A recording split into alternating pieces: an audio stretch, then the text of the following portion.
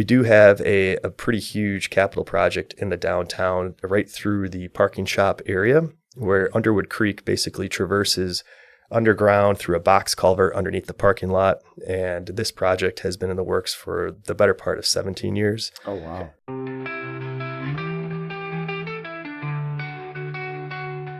Welcome to Location Community, the podcast where real estate isn't just about finding the right house. It's about discovering the perfect place to call home. I'm Mike Rohr with Jeremy Doering of Doering&Co Real Estate in Elm Grove.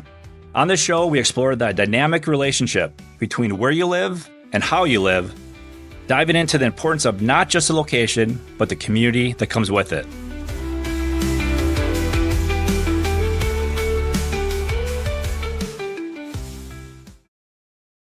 Okay, welcome to episode 4 of Location Community. But thanks for joining us again today. We appreciate you coming back. And if you haven't, please subscribe. We'd love to be able to share information and updates as we get those. So please do that. Tell your friends. And thanks again for coming back today. So last time, Jeremy, we talked a little bit about interest rates, and today I think it's an important topic to talk about just the new norm in housing prices. Mm-hmm. And what we can, or what buyers and sellers can expect going forward. So I guess I'll start with you. I mean, being out there in the market in this area, what are you seeing? How do you think that's going, and maybe share your expertise and experience? Sure. I mean, I think it's perspective, right? I feel there's a lot of indicators and factors that's influencing, it will have an impact and influence the house pricing. As you know, and most of everyone knows, that the house prices have double-digit appreciation in the last 3 to 4 years. And if you look over the last 10, 20 years, I mean, we've scaled, to new heights. Yeah. What I'm seeing right now from a general statement in the market that we're in is I'm starting to see it plateau. Okay. I'm starting to see higher end homes really come down 5 to 10%. I'm also seeing the middle market having a little bit more flexibility on price. Yeah. To where the house is, if it's a house that's not completely redone, doesn't have that Pottery Barn feel, it has a nice floor plan, or doesn't have a functional floor plan, it's those homes are sitting on the market for some time. Yeah. That wasn't the case. That wasn't the case, I would say, a year ago. Yeah. Yeah, or even previous to that, when interest rates were very low. You'd see a house, and that perspective from the buyer would be like, well, I can make this work, right? Or we can remodel this, or we can do some updates. Now people have kind of pumped their brakes a little bit, and they're factoring in all these costs, along with the interest rate, property taxes, homeowners insurance, which has gone up through the roof, and then the cost of remodeling. Yeah. So if you factor those things in, I feel like there's a lot of hesitancy. There's some risk that's associated on any buying investment, which is your home. But I feel like people are just kind of scaling back. And so, again, we're starting to see in today's market, in the Wisconsin market, we're starting to see a little bit of a softening, a little bit more of a plateau. Yeah. That lower entry market between 200 and 400 is still very aggressive. Yep. There's still, very low inventory. There's a very large demand. And that's the sweet spot for people to move into a home. Price affordability. Yeah. Correct. And I saw some data, if I can recall it, I think from, 2019 to 2024, the inventory in Wisconsin is down like 53%. Just in comparison, right? Yeah. I think now, though, we've seen nationally that inventory is starting to go up a little bit, and kind of surpass 2020. But in Wisconsin, I think even in the Elmbrook area in general, it's still, very low. Are you seeing more houses on the market still longer here, where maybe buyers in the past would be like, man, I have to buy this house because there's nothing else to see, Mm-hmm. and kind of making that more of a rash judgment a little bit, where now I think what you're saying is that they don't have to do that. Like there's some more inventory out there. They can see more houses, get a better idea of what they want and what they're, can see themselves Options. living in. Yeah. I would say that's a true statement, Mike. I feel like there's more inventory that's out there, as we have studied and looked at based on statistics nationwide. Yep. Wisconsin is down quite a bit versus the national level. Yeah.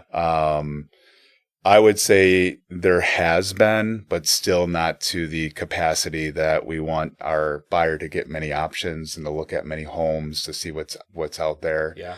I feel like the buyer that is super motivated when a buyer is, meeting with a buyer for the first time, they have other options to rent. Yep. Or to have housing, so they're not as desperate as I feel. Yep. Like people have been in the last 2 to 3 years. Yeah. They're already coming into the buying process with the notion of like, hey, I'm going to rent if this right house doesn't come along. Yeah. And I'm not going to overpay.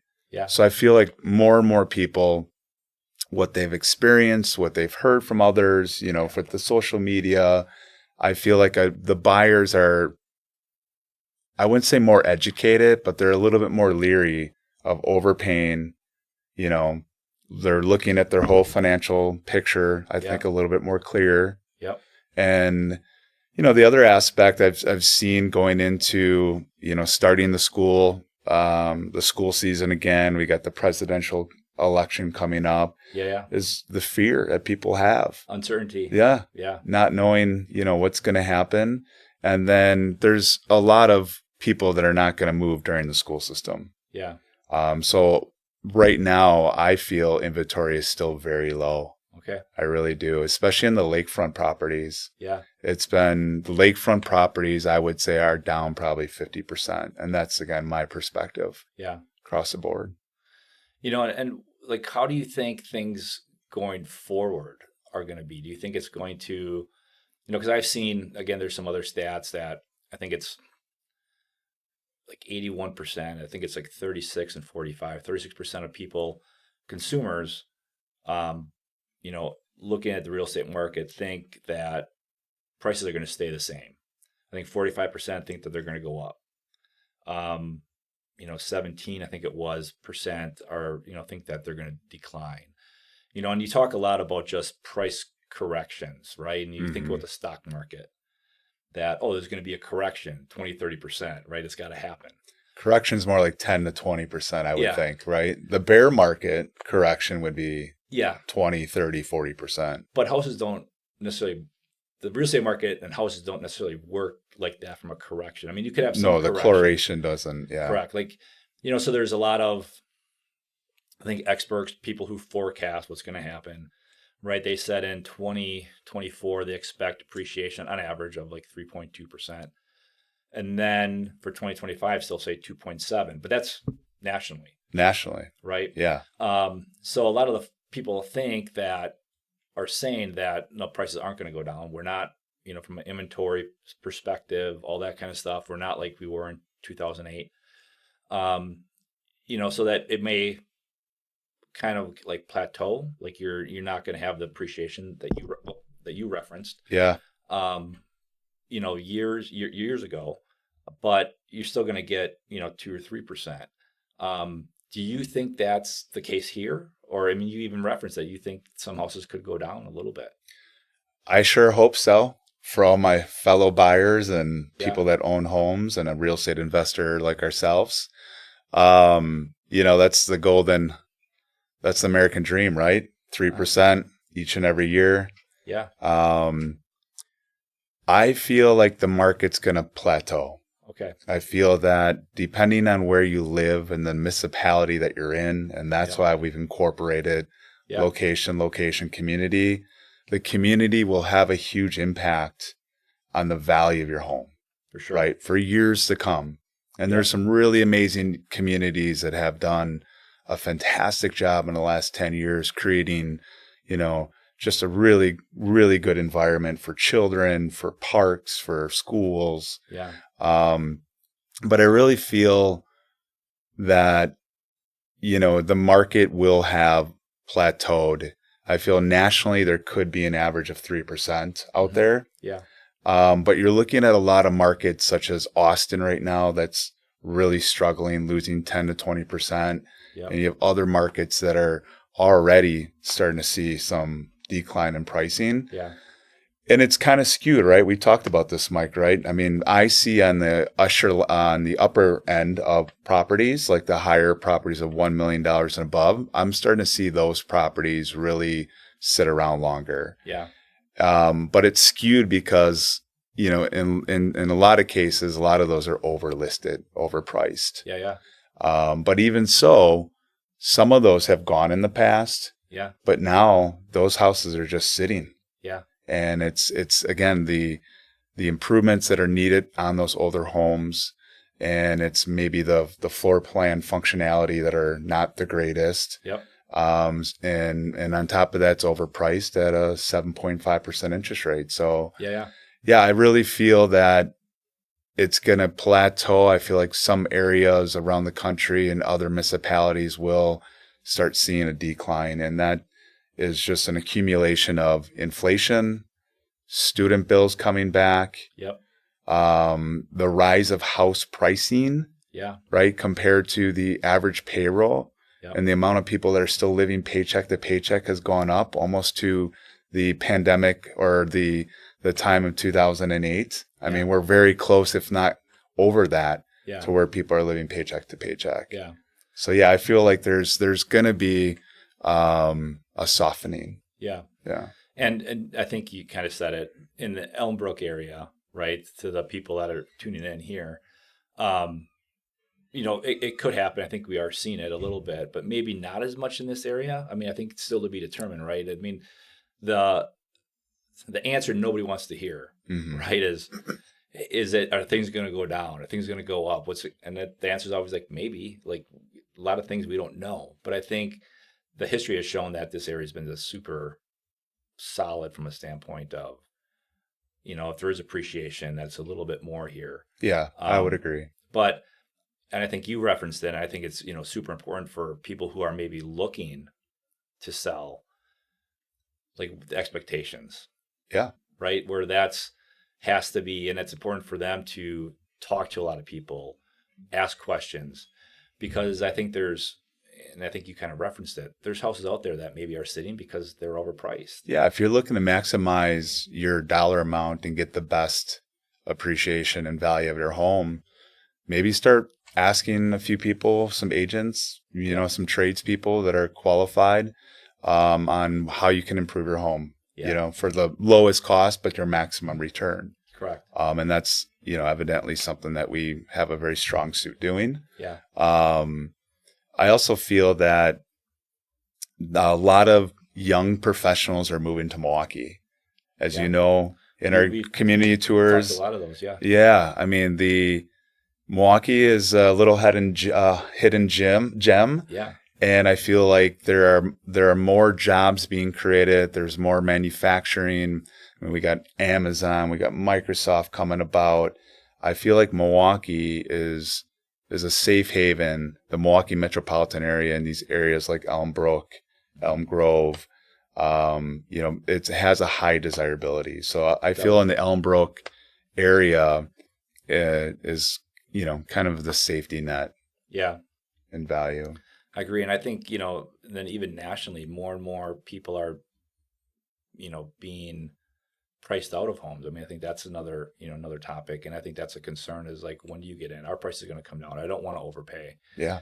Because, there's just been so much increase of when you look at home price indexes are up like, over the last, 5 years. Yeah. New construction, right? Correct. New construction is up, but there's still not.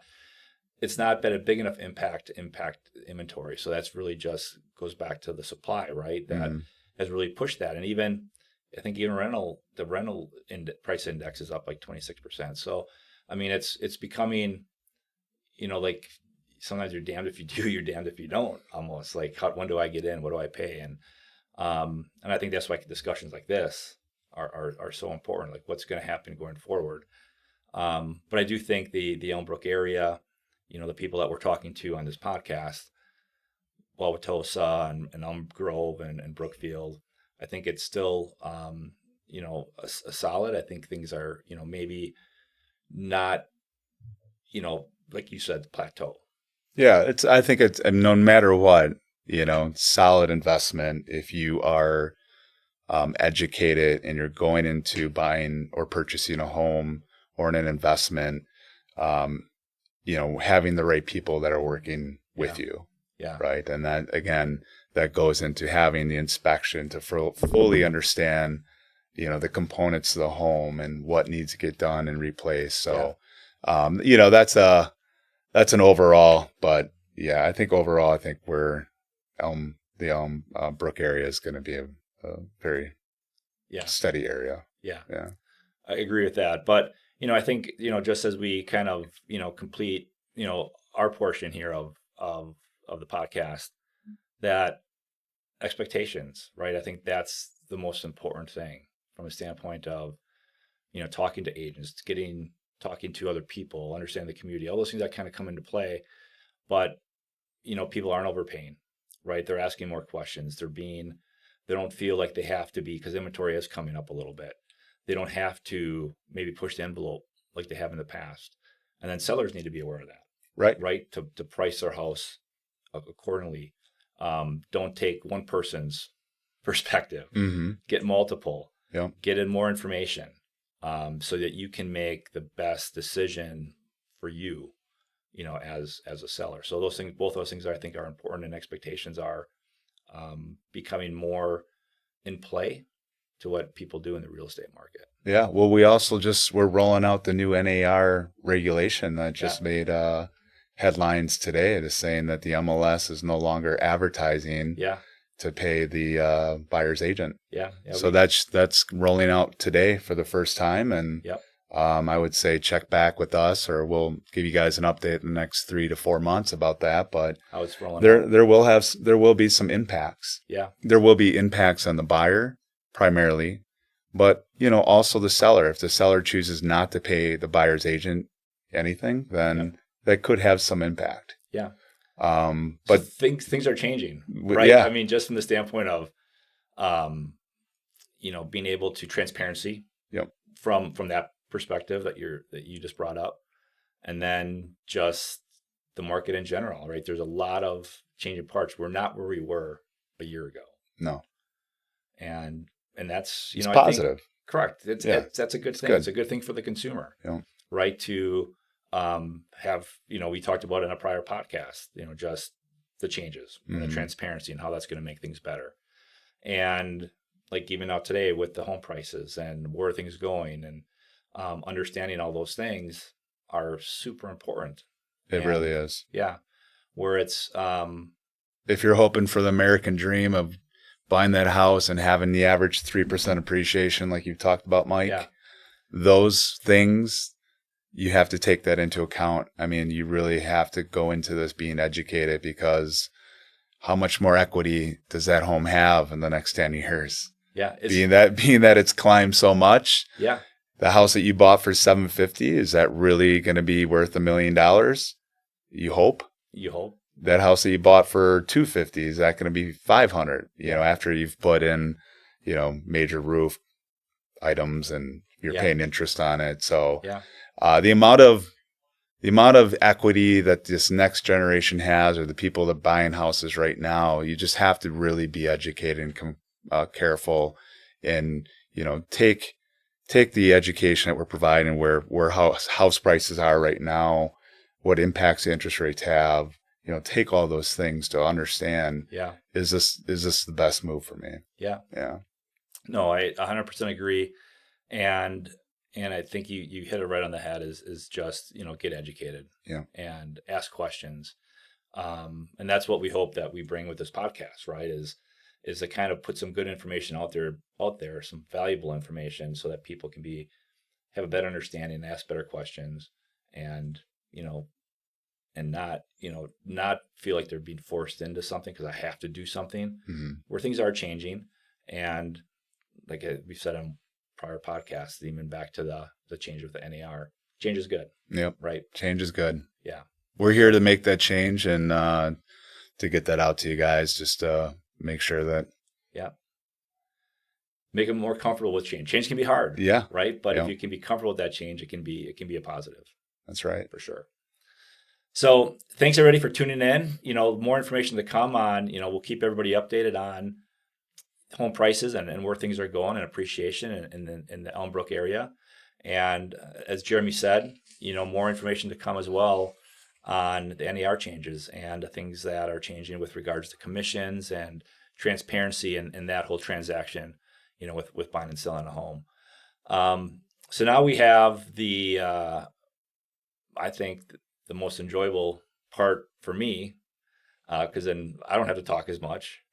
But we're bringing on, and Jeremy, you touched on it, right? When it comes to where you're buying a house, the community matters. Community matters. Right. And all the different percentages that we brought up on what the past has shown, what we think is going to happen in the future, why Elmbrook is probably on the more positive end of that. Right. Any changes that do happen is because of the community. And it's people like their guests that we're bringing upon that have that positive impact on what's happening in Elm Grove specifically. But Correct. It's the municipal leaders that are, and then the people around them that are making that impact. Correct. Yeah. So today we have a fantastic guest, and really thrilled that he's agreed to join us. But Tom Harrigan from the village of Elm Grove. Yep, the village manager. Yeah, is village manager. I think that's his title. So we'll confirm that with him. Yeah, he's shaking his head over there, so I think we got it right. So with that, we're going to bring in Tom Harrigan to kind of talk about aspects of the community. So Tom, why don't you come on in? We teed that up. It'd be like. Thank you, gentlemen. There you go. Wow. I've never been on a podcast before, Hey, so bear with me. Yeah, no worries, we man. didn't either until like a month ago. We're super raw. Cool. Yeah. Awesome. Yeah. Good seeing you, man. Great to see you guys. Keep rolling. Yeah. No, thanks for coming on. I was super pumped. I mean, I Definitely. think, I think we talked obviously a little bit when we asked you to come on the podcast, but the whole purpose is and it's how it kind of came about. We talked about location. That's what people say when it comes to real estate. And then Jeremy was like, I think it's location, community, because the community aspect, right, is such a big part of that. And so that's why we just think it's super important to bring in different like municipal leaders, business owners, different organizations in the Elmbrook community to kind of share how community impacts them, how they impact community, and just to kind of, basically reinforce why community is such a big aspect. Yeah, and also providing, some future events or future things that we can know what's happening, and just kind of so that people out there can participate in that and get involved. Absolutely. You can have municipal leaders that work and do all the right things, but if you don't have the people involved, right, how does that really transpire? So I think it's good to get more and more people like yourself on this podcast to shine the light on, things that the communities are doing, because a lot of times we don't hear about it. Right. You got to attend the meetings, or you got to go down to the village hall to have like a full understanding of what's happening. Yeah. But we wanted to, shine the light on what we're doing as a community in Elmbrook. Yep. To really, give people that space that we are a really special place. Yeah. Definitely. And you're right at the forefront of it. So we're happy to have you. It's exciting. Yes. Yeah, it's exciting times. Well, I appreciate the opportunity for this venue to share what's going on, because there certainly is a lot taking place in Elm Grove specifically. Yeah. Yep. So, whatever questions you have, I'm happy to open the door as it is to see behind the scenes, but it's really exciting times. That's great. Yeah. I mean, I think just, start by little bit of background maybe about yourself and your position with the village and, what your, duties or whatever Yeah, kind of response. entail. Yeah. definitely. Yep. So Tom Harrigan, village manager with the village of Elm Grove. Been in this capacity now for 1 year. Started last July.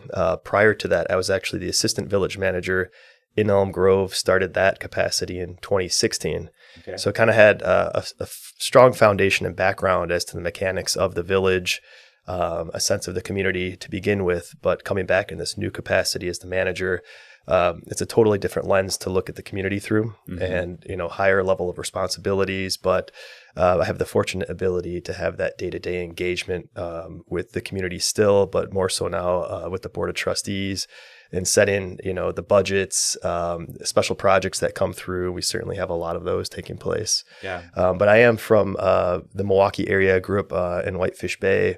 Kind of come from a lineage of municipal management. My father was the village manager in Whitefish Bay for many years, and then he segued into public finance, and always observed his role and engagement in the community, taking a part in the 4th of July parades and so on there. Sure. So there was always this kind of observance from the shadows, if you will. Tradition. And the tradition was there. And eventually the decision was made to go back to grad school and get my master's in public administration. That's great. And you got to, put in the long hours, did the internships and the whole 9 yards. I interned in McGuanago, the village of McGuanago. Eventually went to the city of Whitewater, worked for their community development authority. And then the position opened up in Elm Grove as the assistant, and took that, and the rest is history. All right. Yeah. No, so And he comes back to Elm Grove. Yes. correct. Yeah. Right. That says a lot. It does. Right? It truly does. I mean, it is a special, very special community. Yeah. My family lives on the north side of Milwaukee. I have about a 30-minute commute, but that's really nothing compared to the opportunity to come and work for the village, and the families that are there, the organizations, and the sense of community is so strong that really, with my colleagues, I've never told this to them face to face, but I feel very lucky though. I mean, it really is. I can't say it enough. A very special place, and I know that other managers who had worked in this capacity in Elm Grove have told me that it was always their favorite position, having left and worked elsewhere. So feel good to be holding tight at the moment. That's great. Yeah. So I guess you said Whitewater, McGuanago. Did you work in Whitefish Bay too? I did, yes. So I was here at the village from 2016 until 2022. And then I went and worked at the village Whitefish Bay as the assistant manager for just about a year. And then this position became open again in Elm Grove, and that's when got sucked back in. Yeah. So it's pretty cool. Is there anything, working in those variety of other communities, which are all great communities, right? I think that's absolutely. one thing about Milwaukee in general is we have so many great communities. Yeah. Anything that stands out, like what makes, Elm Grove different? Whatever. Yep. It might be a tough question. It could have been where he felt there was change on the horizon. He also wanted to be part of that change. Yeah. Right. Right. Yes. I mean, that's Yep. as we are, the podcast entrepreneurs here of Elm Grove, Elm Brook. Yeah. We like a challenge, right? Yeah. We like to disrupt some things, and maybe he's got a little bit of that in him too. Yeah, I mean, there's certainly that as an element. Knowing that coming back, it's a different approach to things. But I feel fortunate having had the experience elsewhere in different capacities and different roles. The titles might be the same, but obviously the duties and responsibilities can look and feel a little different. And even just that short stint I had in the village of Whitefish Bay, it was more of a communications piece that I took on. So to be able to bring that now back to Elm Grove, we have a newsletter set up now on a monthly basis, and bringing in community organizations outside of the municipality to help contribute content, to kind of create a document, an easy go-to source of all things that are happening throughout the month. Is Public just an announcements. Easy example, and fairly easy to do as well, but big impact. Yeah. So like how, in your position, I guess municipalities in general, like maybe just talk a little bit about how important your position or just that is in making community. I mean, communities impact what you do, right? And how you do it. I'm I'm guessing. And if you could just talk to that a little bit. Yeah, definitely. I think that goes back to the communication piece. And really my role is all about transparency, number one, but the frequency of communication needs to be so great. And it's very high. And we hold ourselves to a pretty high standard now, I think, in making sure that, we're getting the word out, not only to residents, but certainly the board of trustees and then staff internally. So there's different layers of that communication piece, but it's really, I would say 80 to 90% of it is making sure that everybody has the information they need to have on a timely manner, and just making sure there's no surprises. Yeah, for sure. What about the communication from the community to you guys? I mean, is that obviously, what's wanted, what's needed? Yeah. And maybe, off of that, like things that are coming to the, to Elm Grove that you can maybe shed some light on, that yes, a way to communicate, to people tuning in. Yeah. Being a smaller community, we're like 3.25 square miles, 6,500 residents. We have an open door policy. We always have. So people can always come in, share their thoughts, their insights, recommendations, suggestions. And of course, at board meetings or any other standing committee, that's always welcome. And that's the difference too. I mean, in other municipalities, there's always an item on the agenda for public comment. And typically, you got your 2 to 3 minutes. And when that's done, sit down and have a nice day. But in Elm Grove, you show up and, you're a concerned resident. The chair of the committee or the village president will always entertain the comment. And there's rarely a time cap on that unless something's being redundant. So that's very unique and time consuming, but at the same time, it's a great opportunity, and that accessibility is what's different as well. Yeah. You have your access to your elected officials, to the administrative staff. And I've seen it elsewhere where that's not the case. And it's very much more of a, I don't want to say siloed, but it's a rigid setup, let's call it, where accessibility is not as afforded. Yeah. Yeah. Okay. Anything that what are the big things on the horizon for Elm Grove? Lots of projects. Where do we begin? If you can share what you can, I guess. Yeah. But. Oh, definitely. So we've been preparing for a 2025 revamp of a downtown master planning process. Okay. So that'll be coming forward. There was a plan that was initiated in 2018 that was never formally adopted because prior to its final launch and action for adoption by the board, COVID hit. And it stalled out. And then subsequent to that, there were other developments taking place within the community that really consumed the majority of bandwidth. And that document just kind of hit the shelf. So we're picking it back up. It's been, 5 years, which is basically the lifespan of a document like that. So it's time to revisit. And the sentiment of the community has changed as well, as far as, what's desirable for the future. What does it look like in the downtown? What's the feel? Mm-hmm. So we're really looking forward to getting back into that. I'm sure there'll be some common themes, but there will be some shifts and left turns, right turns, whatever it happens to be. So that's coming forward. We do have a pretty huge capital project in the downtown, right through the parking shop area, where Underwood Creek basically traverses underground through a box culvert underneath the parking lot.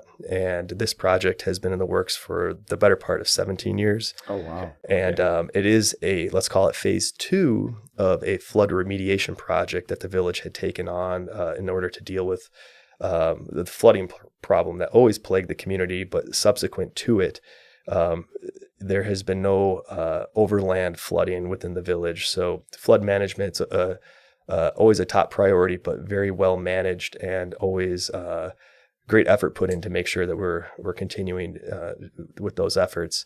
So the Underwood Creek Daylighting Project will be taking place in the downtown of Elm Grove. We are well underway with planning.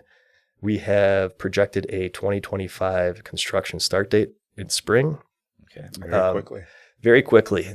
Engineering has already taken place. There's been some modifications, but the improvement to pedestrian safety, towards economic viability of the businesses, and the protection of that by way of getting rid of this underground culvert that could potentially fail, at which time the DNR would not permit its replacement or repair.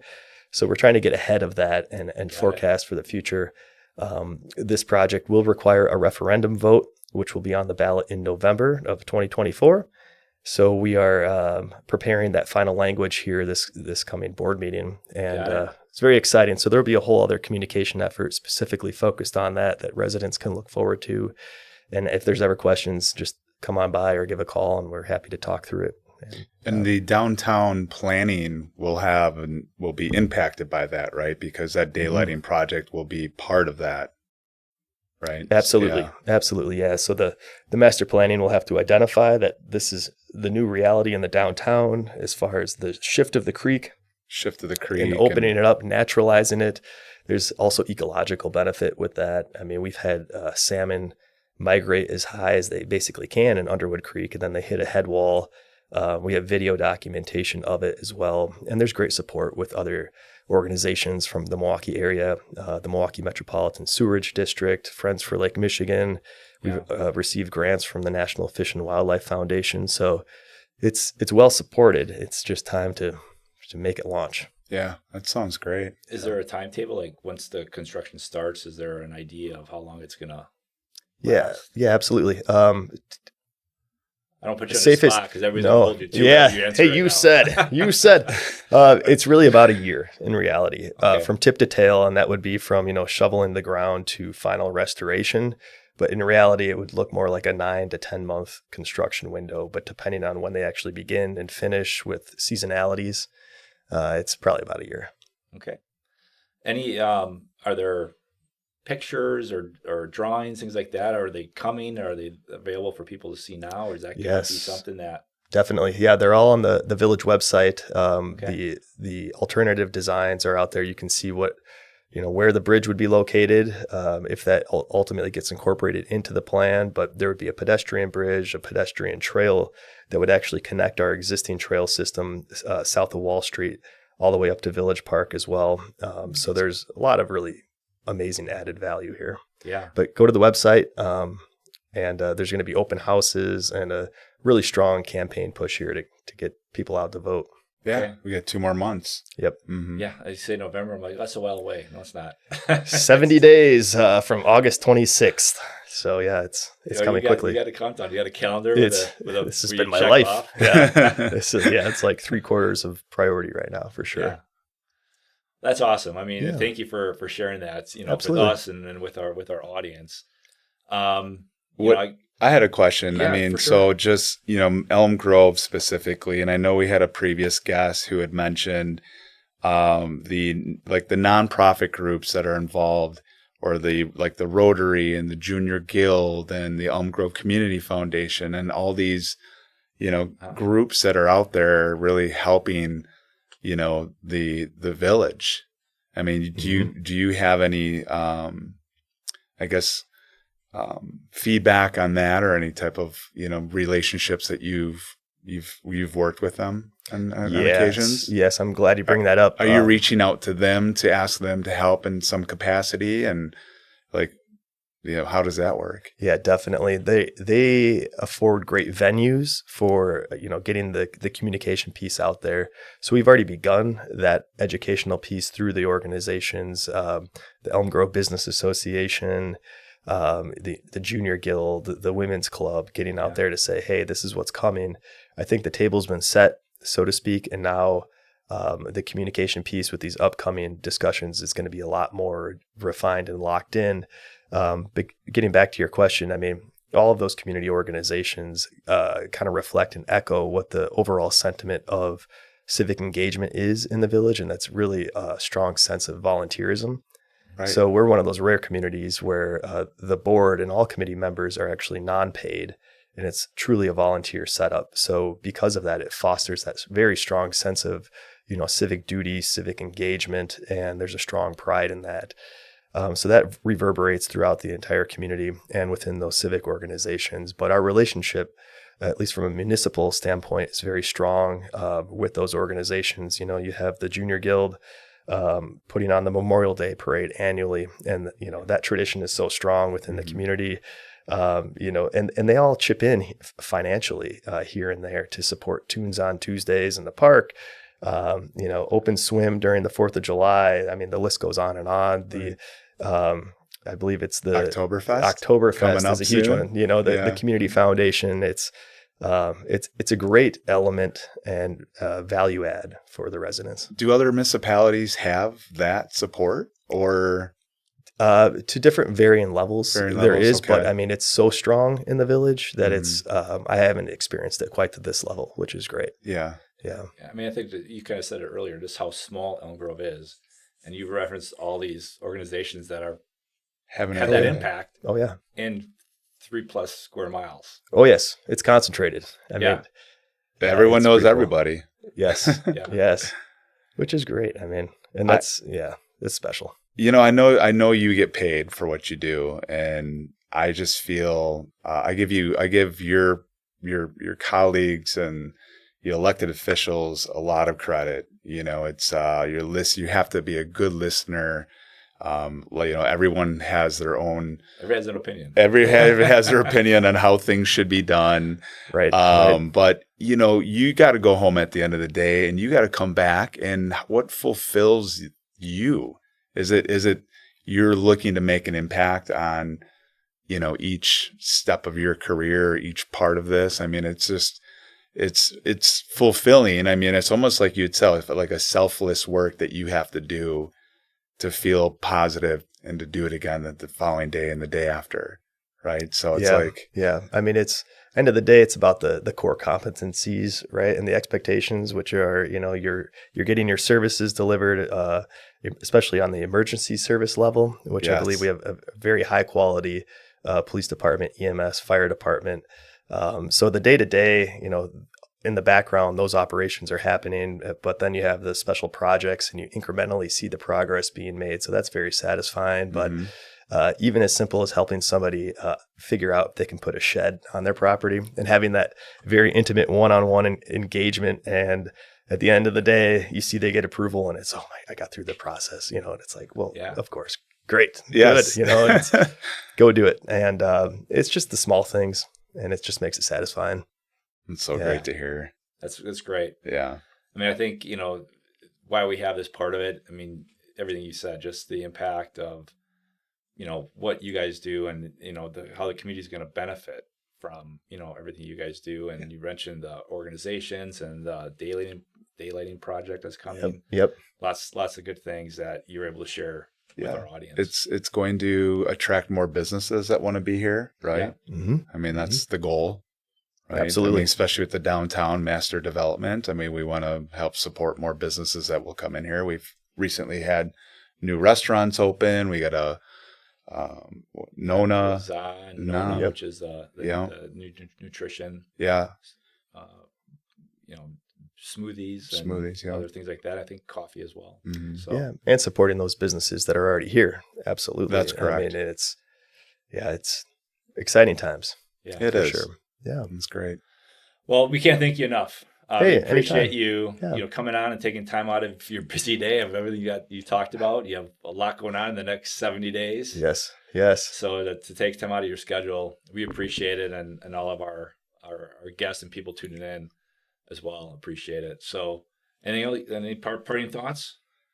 Again, I just want to thank you. I know I've been in the volunteering aspect on the board and various boards across condo association boards, and it to listen to the community and then to take that in and to then divert it into the proper places that it needs to be done is a lot of work. And that's where I feel like, each and every day you get up, you have to, feel fulfilled in what kind of positive impact you're making.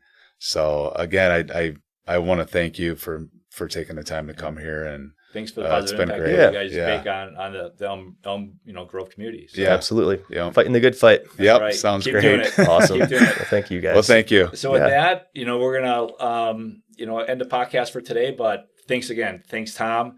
Thanks for tuning in.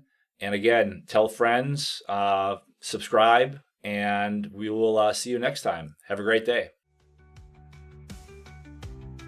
Thank you for tuning in to this episode of Location Community. I hope today's episode gave you a deeper understanding on how the right community can enhance your living experience and enrich your life. If you enjoyed today's episode, be sure to subscribe, leave us a message and share it with your friends or anybody looking to make the most informed decision about where to live. And remember, it's not just about the house you buy, it's about the community you're joining. Until next time, I'm Jeremy Daring and Mike Rohr, reminding you that the best investment you can make is in a place where you feel connected, supported, and inspired. See you on the next episode.